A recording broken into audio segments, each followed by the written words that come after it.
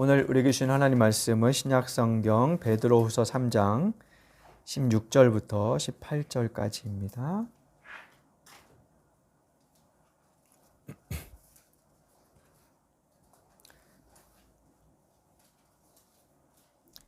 베드로후서 3장 16절부터 18절까지 한 절씩 교독하겠습니다. 바울은 모든 편지에서 이런 것을 두고 말하고 있는데 그 가운데는 알기 어려운 것이 덜어 있어서 무식하거나 믿음이 굳세지 못한 사람은 다른 성경을 잘못 해석하듯이 그것을 잘못 해석해서 마침내 스스로 파멸에 이르고 말 것입니다. 그러므로 사랑하는 여러분은 이 사실을 미리 알고 위하는 자들의 유혹에 휩쓸려서 자기의 확신을 잃는 일이 없도록 주의하십시오. 함께 읽겠습니다. 우리의 주님이시며 구주이신 그리스도 예수에 대한 지식과 그의 은혜 안에서 자라십시오. 이제도 영원한 날까지도 영광이 주님께 있기를 빕니다. 아멘.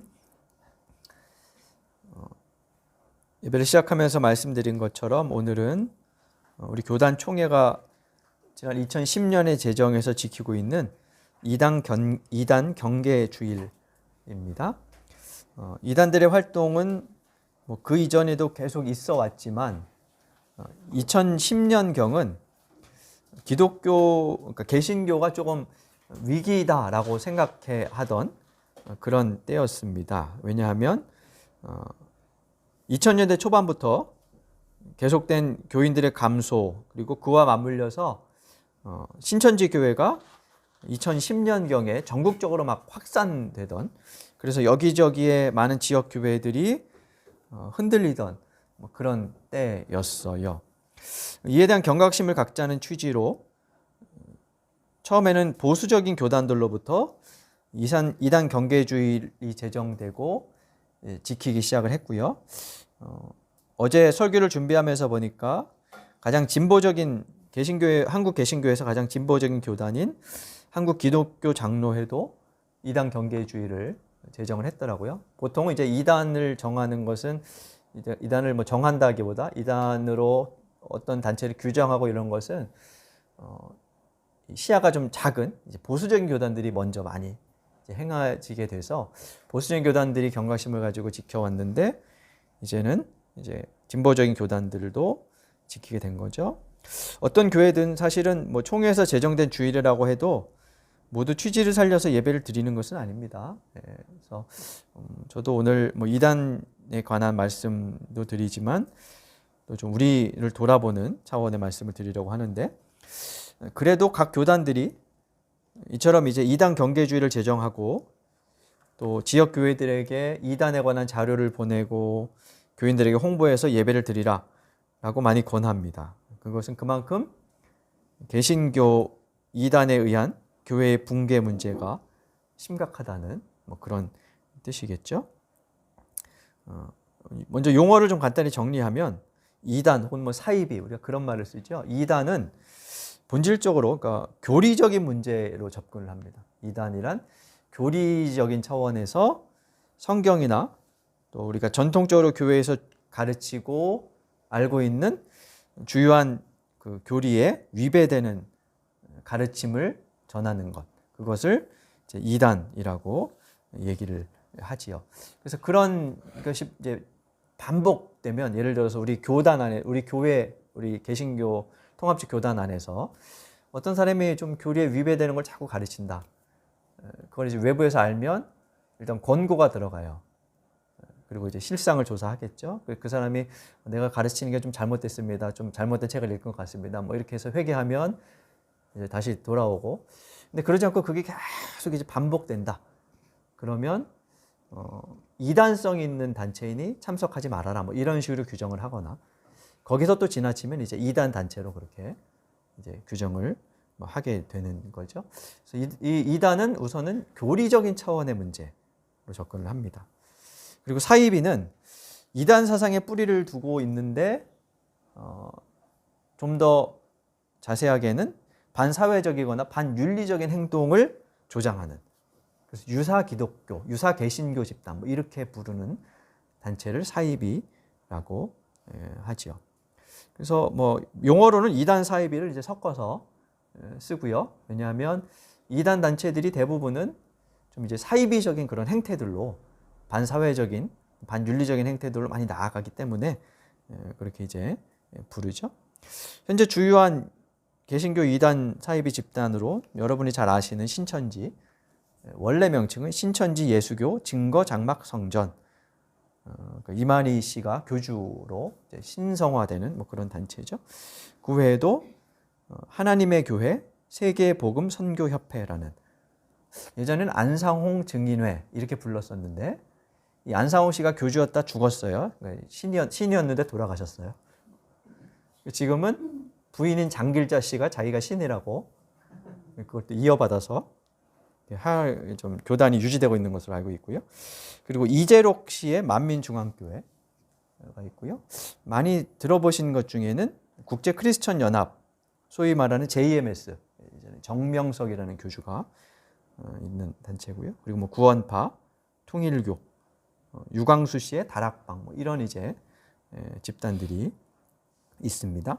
그 중에 신천지와 통일교가 요즘 정치권 뉴스에서 자주 등장을 이제 하고 있죠. 근데 사실 이런 이단 문제는 지금의 문제만은 아닙니다. 기독교 초기에도 존재했었습니다. 유대교로부터 분리된 기독교회가 이제 어느 정도 규모에 이르자 이를 유지하기 위한 제도가 자연스럽게 생겨났고요. 그리고 이제 사람들이 많이 모였죠. 다양한 사람, 문화, 철학, 관점들이 모이면서 여러 입장과 생각들이 나오기 시작을 했습니다. 그러니까 해석이 다양하게 이제 이루어졌다는 거죠. 그 가운데서도 이제 주류 신학과 관점에서 많이 벗어나는 사람들이 이제 생기게 돼요. 어느 정도 용인이 되는 이제 관점이 있는 반면에 거기서 좀 많이 벗어나는, 그래서 그냥 보통 일반적인 사람들이 생각할 때 저건 좀 지나친데 뭐 이런 관점들이 이제 생겨나겠죠. 그래서 그것을 주장하는 이들이 있는데 그것을 이제 이단으로 정죄하게 되고요. 가장 대표적인 초기 기독교 이단으로는 영지주의와 몬타누스주의라는 이단들이 있었습니다.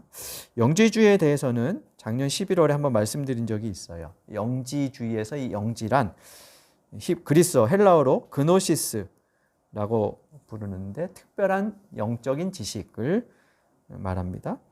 이 영적인 지식이 있어야 구원받는데, 문제는 이 영지주의자들은 그것을 자기들만 알고 있고 자신들의 비밀 집회에 참석해야 이 영지를 받을 수 있다, 이렇게 주장을 하는 거죠. 그러면서 영지주의의 기본 사상은 정신과 물질을 이분법적으로 나눈다는 것에 있었어요. 정신은, 영혼과 정신은 선한 것이고 물질은 악한 것이다. 영적인 세계는 빛의 세계이고 물질적 세계는 암흑의 세계다, 이렇게 생각을 합니다. 물질이 악하다는 개념은 뭐 그냥 들으면 그런데 이 사상을 이제 확장해 가면 기독교 신관과 인간론과 예수님에 관한 생각, 여기에 다 영향을 미쳐요. 우선 첫 번째로 구약의 하나님은 물질 세계를 만드신 분입니다. 물질이 악합니다. 신이 그 악한 것을 창조했다. 그 신은 악한 신일까요? 선한 신일까요? 이렇게 이제 질문을 이제 하게 되는 거예요.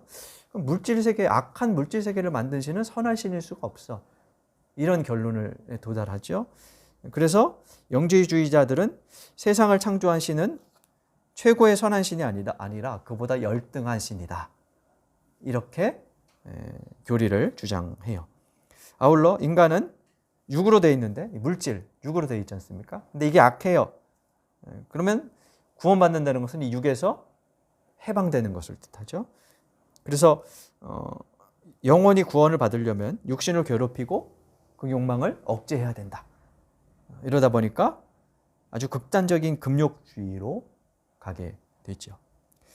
또 영지주의는 예수님의 육신도 거부합니다. 요한복음에 보면 말씀이 육신이 되어 우리 가운데 오셨다라고 선언하는데 그걸 받아들이지 않아요.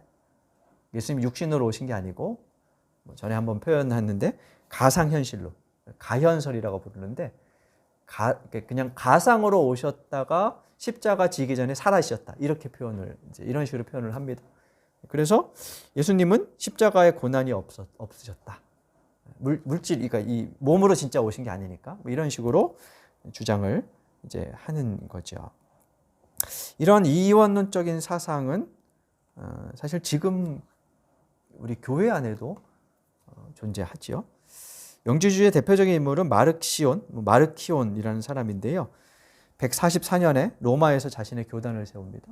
그리고 구약성서의 하나님은, 구약성서에서 말하는 신은 물질을 창조한 악한 신이니까 일단 구약성경은 성경으로 받아들일 수가 없어요. 그리고 신약 중에서도 조금 물질적인 요소, 유대적인 요소가 들어간 것들은 다 거부해요. 그렇게 해서 남은 게 뭐냐 하면 누가복음하고 바울 서신의 일부를 자기가 가지고 와서 편집해서 이것만이 올바른 성경이다. 이렇게 이제 주장을 하지요.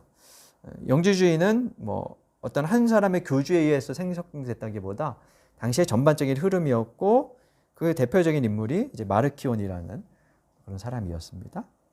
그리고 또 한편 몬타누스라는 이단 사상가가 있었는데요. 이 사람의 이제 생겨난 배경은 이렇습니다. 예수님께서 부활하시고 승천하시면서 뭐라 그러셨냐면 내가 다시 올 것이다 그러셨습니다. 예수님의 제자들은 예수님이 곧 오실 줄 알았어요. 그러니까 임박한 재림 사상, 그걸 그렇게 불러요. 예수님이 곧 우리 세대에 몇십 년 안에 오실 거야 이렇게 이제 생각을 했습니다. 근데 시간이 흘렀어요. 한 100여 년이 지나갔습니다. 예수님이 오시지 않네요. 그러면 사람들의 생각은 점점 재림에 대한 기대가 사라집니다. 그 재림에 대한 기대가 사라진다는 말은 신앙적인 긴장감이 약화된다는 뜻입니다. 예수님이 곧 오시면 어떻게 하시겠어요, 여러분?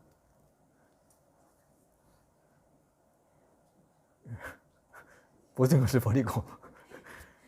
그러니까 이제 좀 긴장감이 생긴다는 게 극단적으로 된다는 뜻이기도 하지만 지금을 돌아보며 나 바르게 살아야겠어 이렇게 이제 생각한다는 뜻이죠. 그래서 이제 재림 사상이 그런 이제 현상들을 만들어 왔어요. 근데 재림이 되지가 않아요. 오늘 기다려도 없고 내일도 안 올 것 같고 계속 이렇게 그냥 가요. 그럼 사람들의 생각은 없는 거 아니야? 이렇게 하면서 느슨해지게 됩니다. 근데 이때 급진적인 종말론자가 나타나요. 그게 이제 몬타누스라는 사람이었어요. 이 사람이 2세기 150년경에 이제 등장을 해가지고 소아시아의 한 지역이었던 프리기아라는 곳에서 예수님의 재림의 때와 장소를 예언합니다. 두 명의 여성 예언자와 함께 집단을 형성해서 사람들을 많이 미혹하는데 이게 사람들에게 어쨌든 먹혀들었어요. 성령이 나를 통해서 말씀하시고 역사하신다 이렇게 주장을 하면서 요한계시록에 보면 새하늘과 새 땅이 내려오는 것으로 묘사되는데 그 새하늘과 새 땅이 내려오는 곳은 페푸자라는 그런 시골이야 이렇게 딱 정해버려요. 근데 이 말에 사람들이 막 끌려서 그 한적한 촌락에 그 추종자들이 막 모여들기 시작을 합니다. 그래서 그때 기록을 보면 신도들이 너무 많이 몰려와서 주변 지역의 인구가 급감할 정도였다. 이렇게 기록이 되어 있습니다. 이들은 직업과 가정을 버리고 회푸자에 모여 단식과 금욕 생활을 합니다. 아주 극단적인 윤리적인 순수성 그리고 그와 아울러서 신비 체험을 중요하게 여기며 생활을 했습니다. 박해 아래에서 고난받던 그리스도인들이 먼 나라에서 찾아오는 경우도 있었다고 합니다. 박해받으니까 뭘 생각하냐 하면 예수님 빨리 오시면 좋겠어 이렇게 생각을 하게 되겠죠. 그래서 이제 거기에 가는 거고요. 결과적으로 몬타누스가 예언한 재림은 이루어지지 않았고 몬타누스는 영지주의와 함께 이단으로 정제되어서 해체되었습니다. 영지주의와 이 몬타누스주의는 이단으로 정제됐지만 여러 각도에서 교회에 영향을 미쳤는데요. 20세기의 개신교 신학자 중에 하나였던 폴 틸리가 그들이 교회에 미친 영향을 이렇게 말을 해요. 먼저 영지주의는 교회가 권위에 관한 물음에 직면하게 만들었다. 이렇게 말을 해요. 무슨 뜻이냐면 교회 가르침의 권위에 가장 중요한 것은 뭐죠? 성서잖아요. 성경. 그죠? 그러니까 이게 단순히 성경 본문을 읽고 설교한다 이런 차원의 말이 아니라 그의 말이 그 성서의 가르침의 어떤 정신에 근거하느냐 이런 차원에서 그 가르침의 핵심 중요한 것은 성서인데 이 영주주의자인 마르키온이 성경을 하나 자기가 독자적으로 만들었어요.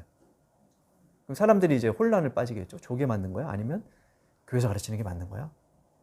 뭐 쉽게 요즘에 얘기하면 각 이단들도 각각 자기들의 책이 있습니다. 통일교는 원리 강론이 있고 신천지도 각각 자기들의 가르침들을 주장하죠. 거기서 이제 고민하겠죠. 그래서 교회가 이 권위를 어디에 두어야 할 것이냐, 어디에서 우리의 가르침의 권위를 찾아야 할 것이냐 하는 문제를, 그 질문을 영주주의자가 일으켰다는 거죠. 그래서 성서의 메시지와, 물론 그 당시에는 신약 성경이 27권으로 다 확정되었던 때는 아닌데, 아무튼 그 메시지와 영주주의의 메시지 가운데 올바른 가르침을 숙고해야 했습니다. 또 한편 영주주의자들은 자신들의 비밀스러운 종교의식을 중요하게 여겼어요. 그 비밀의식을 어떻게 주장했냐면, 예수님이 부활하신 후 제자들과 40일 동안 있었는데 그때 속삭이듯이 알려주셨고 그 비밀이 자기들에게 왔다, 이렇게 이제 주장을 하는 거예요. 그러면 사람들은 비밀이라는 것에 이제 현혹해요. 저기에 가야만 뭔가를 깨달을 수 있나? 더 신앙이 깊어질 수 있나? 이런 식으로 생각을 하게 되죠. 그 비밀의식이 자신들의 주요한 근거와 권위가 되자 사람들의 기존 교회의 권위에 도전하게 되고 흔들리게 되는 거죠. 그래서 교회들은 신앙의 토대가 될 바른 권위가 어디에서 오는지를 생각하면서 정경을 확립해야겠구나라고 이제 생각을 하게 됩니다. 그래서 마르시온으로부터 한 200년쯤 후나 돼서 사실은 신약 성경 27권이 확정이 되는데 추려내는 작업을 아무튼 하게 된 거죠. 그래서 틸리라는 사람은 이렇게 말을 했어요. 정경의 확립은 교회가 생사를 건 영주주의자와의 싸움에서 생겨난 것이다. 그 전까지는 그걸 뭐 만들려고 하지 않았는데 이런 가르침에 대한 권위가 문제가 생기면서 이런 이제 이게 필요하구나 라는 것이 생겨났다는 거죠. 한편 몬타누스라는 극단적인 종말론을 펼쳤던 그들의 사상을 거부한 것과 관련해서 이 틸리라는 신학자는 이건 교회에 몇 가지 손실을 초래했다, 이렇게 얘기를 합니다. 그러니까 부정적인 면도 있지만 손실을 초래했다는 것은 이런 차원이에요. 먼저 첫 번째는 새로운 계시의 가능성을 배제했어요. 그러니까 지나치게 하나님의 그 역사하심을 축소시켰다는 뜻이에요. 이건 좀 위험한 말이긴 합니다만, 어쨌든 누구나 다 내가 신비 체험해서 이렇게 말하면 안 되니까 그런 차원의 말은 아닌데, 하나님을 너무 지나치게 우리의 전통이나 사상에 가둘 소지가 생겼다, 이런 뜻이고요. 그래서 두 번째로는 전통에 근거한 계층 구조 체계가 아주 뚜렷해졌어요. 권위 문제라는 건 사실은 계층의 문제거든요. 누구의 가르침이 옳으냐, 그게 권위가 생기죠. 그래서 이게 이렇게 계층이 돼요. 그러니까 몬타누스라는 한 사람의 신비를 배제하고 권위를 세우면 그 권위의 체계가 잡히면서 종교가 확립이 되는데, 이 종교의 확립은 또 한편으로는 자율성을 훼손할 수 있는 가능성도 있는 거죠. 그리고 세 번째로는 종말론이 약화됨에 따라서 역사의 종말이라는 사상이 교회에서 좀 소외되었어요. 그래서 교회에서 가장 가르치지 않는 것 중에 하나가 종말론이에요. 별로 얘기 들어보신 적이 없으실 거예요. 그죠? 종말론 얘기하면 뭔가 좀 이상하게 이렇게 생각을 하게 됐죠. 이 종말론 사상은 아까 말씀드린 것처럼 우리의 신앙을 좀 돌아보게 하고 자극하는 데 도움이 되는 그런 경우도 있지요. 네 번째로는 윤리가 점차로 느슨해졌어요. 이 이단 사상가들은 아주 극단적이어서 아주 굉장한 윤리의식을 갖고 있었는데 그게 이제 무너지면서 교회 안에서의 윤리의식이 조금 느슨해진 경향이 있는 거죠. 이 마르키온이나 몬타누스의 주장은요, 오늘 우리에게도 크게 다르지 않습니다. 오늘날 개신교 이단들도 큰 틀에서는 이 두 유형에서 크게 벗어나지가 않아요. 교회와 세상, 영과 육을 지나치게 이원론적으로 보는 그런 의식이 여전히 교회 안에 존재하고요. 그래서 그게 이제 많이 가면 교회는 선하고 세상일은 악하고 뭐 이렇게 보는 거죠. 자신들에게만 권위가 있다고 주장하는 그룹도 여전히 있고요. 그리고 신비하고 열정적인 어떤 체험을 해야만 신앙이 좋아진다. 뭐 이렇게 주장을 하는 그룹도 있습니다. 교회에도 역시 여전히 이런 모습이 있고 그래서 자유롭지 않습니다. 기존 교회도 그와 같은 현상들이 존재하는 거죠. 그래서 이단 경계주의를 지키면서 우리는 이런 이단들이 있으니까 이것 경계해야 돼 라고 생각해야 하지만 또 아울러서 그런 이단들이 왜 출현하게 되었는지 또 아울러 우리에게는 그런 모습들이 있진 않은지를 같이 돌아볼 필요가 있는 거죠. 왜냐하면 모든 이단들의 모태와 숙주는 교회 자신이었기 때문입니다. 그들은 교회에 대한 반작용으로 나타나는 경우가 대부분이었습니다. 구원파의 그 교주 어디 출신인지 아세요? 선산 읍교회 출신입니다. 선산 읍교회에서 나온 거예요. 물론 이제 그건 뭐 읍교회가 잘못해서 그런 게 아니고 그 시대의 흐름 속에서 그 교회에서 이제 이렇게 분리돼 나온 건데 뭐 거의 다 그래요. 문선명 씨도 기존 교회에 속해 있다가 여기에서 뭔가 이렇게 변하면서 이제 나온 거고 뭐 그건 이제 그 사람 개인의 문제일 수도 있지만 교회의 어떤 생리적인 문제일 수도 있다는 거죠. 그래서 뭐 이런 이단들이 교회를 무너뜨리고 있으니 경계해야 해 라고 하는 것은 좀 반쪽인 것 같고 우리 스스로를 돌아보는 그런 일이 오늘 필요하리라 생각이 됩니다. 이단의 형성과 확장 과정을 보면 가장 큰 원인은 기성교회 자체 내에서의 파워게임이나 자리다툼 같은 내부적인 갈등, 목회자들의 윤리적인 타락, 재정 문제로 인한 상처, 소외된 계층에 대한 무관심, 또 그로 인한 개신교의 사회적인 설득력의 부재, 신뢰감의 상실 이런 것들로 교회에서 상처를 입은 사람들이 찾아가는 경우도 있죠. 아울러서 차별금지법이나 동성애 등 다양한 사회적 이슈들에 대해서 지나치게 근본주의적이며 단선적으로 교리를 해석해서 다양성을 인정하지 않고 어떤 부류를 이단으로 낙인 찍는 그런 경우도 있어요. 다시 말씀드리지만 이단 경계주의를 지키면서 신천지 통일교는 나쁘다, 악마화하는 것으로만 그치면 안 돼요. 사람들이 어떤 집단을 악마화하는 것은 상대적으로 우리는 선해. 이걸 전제하는 거거든요. 흑백 논리는. 그래서 내부의 힘을 결속시키기 위해서 누군가를 악마화할 가능성이 매우 커요. 역사가 늘 그래왔죠. 그래서 그들은 악한 집단이야 라고 주장하는 것에서 그치지 말고 교회를 붕괴시키는 우리 안에 있는 이단성, 우리 안에 있는 세속성의 문제를 돌이켜보는 것도 필요하지요. 조금 다른 문제입니다만 이번 주에 기사 하나를 봤어요. 저도 이제 몰랐던 건데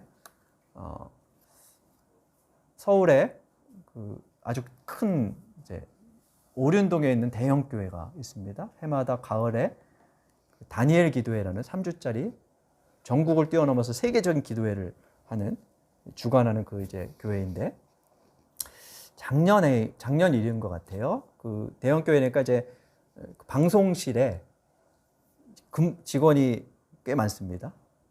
몇십 명 되는데 그 중에 하나가 과로사로 죽었어요. 정확하게 시간은 기억이 안 나지만 일주일에 63시간 이상 일을 하다가 한 3주 동안 계속 그런 식으로 일을 하다가 죽었어요. 근데 이제 왜 그렇게 됐냐 하면 그 다니엘 기도회 할 때를 보면 실시간으로 한 3시간 정도 전국과 세계에 방송 송출을 하고 끝나자마자 편집해갖고 막 올리고 이래요. 그럼 한 새벽 3, 4시까지 일을 하는 거예요. 그 교회에서는 처음에 정직원을 썼던 것 같은데 정직원을 썼다가 돈이 많이 들잖아요. 외주를 줬어요. 그래서 그 속에서 과로로 사람이 죽었어요. 작년에 일이었는데 이게 이제 뭐 안에서 해결하려고 하다가 잘 안 되니까 이제 결국 드러나게 돼서 요즘 이제 제가 보는 이제 그 인터넷 신문에 좀 계속 화제거리, 뉴스거리가 되고 있는데 사실은 뭐 기존 우리 개신교의 다른 교회들이 별로 관심이 없죠. 네. 왜냐하면 그 다니엘 기도회를 굉장히 사람들이 좋아하거든. 만약에 그 일이 어떤 이단 교회단에서 일어났다고 생각해보면 어떻게 반응할까요, 우리가? 이단이라 저래. 이렇게 말할 거라고요. 그러니까 우리가 우리를 보는 거에 되게 인색해요.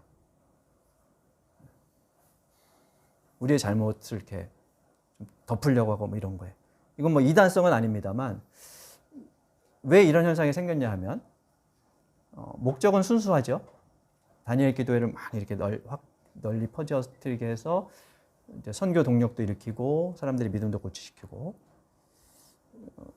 라고 하는 그 선한 뜻에 의해 일부분이 포장되는 현실들. 근데 과연 그것이 선한가?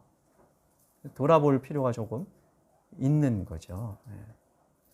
그래서 저는 그것도 물질주의적인 한 현상이라고 생각해요.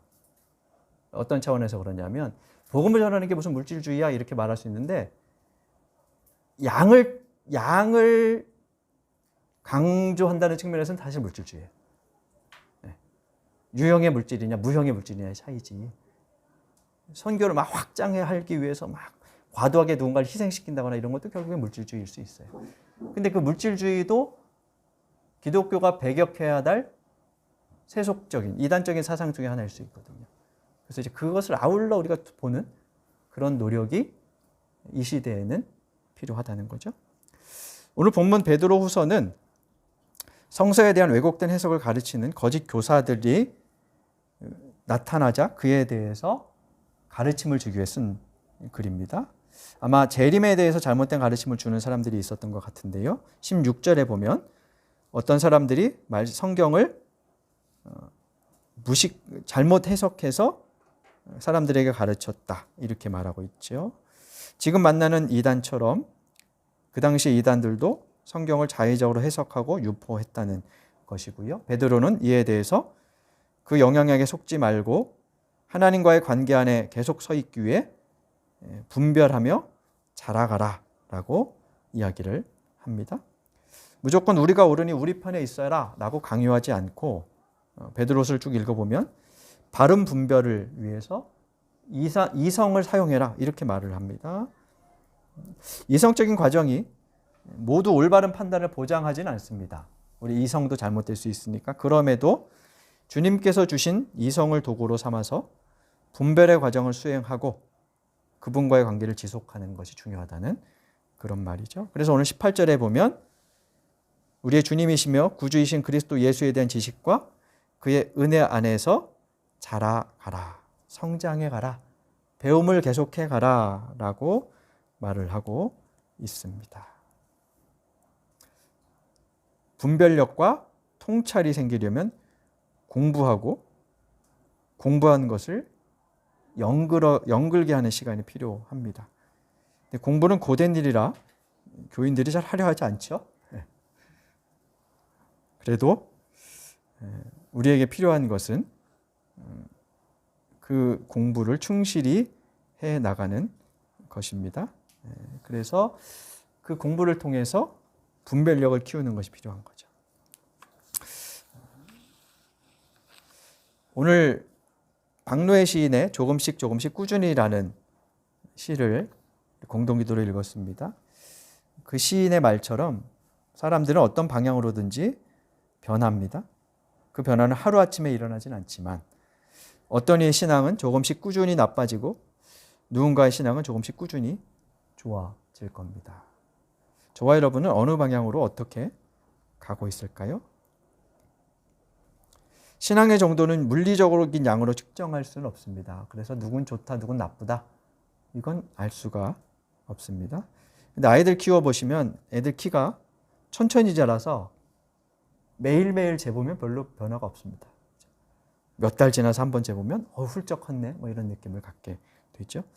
우리의 신앙도 그런 것 같습니다. 자주 더디고 때로 퇴보하고 아주 가끔 나아지는 듯 합니다. 오늘은 하나님과 가까운 것 같은데 내일은 멀어진 것 같이 느껴지기도 하고요. 그렇다고 실망하지 말고 하나님의 은혜의 창조성의 마음을 열고 그분께 기대어 조금씩 꾸준히 알을 넓혀 간다면 우리의 분별력이 더 깊어질 것이고 어느 날 문득 하나님을 닮아 깊고 넓고 커져 있는 저와 여러분을 발견하게 될 것입니다. 그렇게 조금씩 꾸준히 성장해가는 저와 여러분이 될 수 있기를 간절히 바랍니다. 주신 말씀 생각하며 다짐의 기도 드리겠습니다.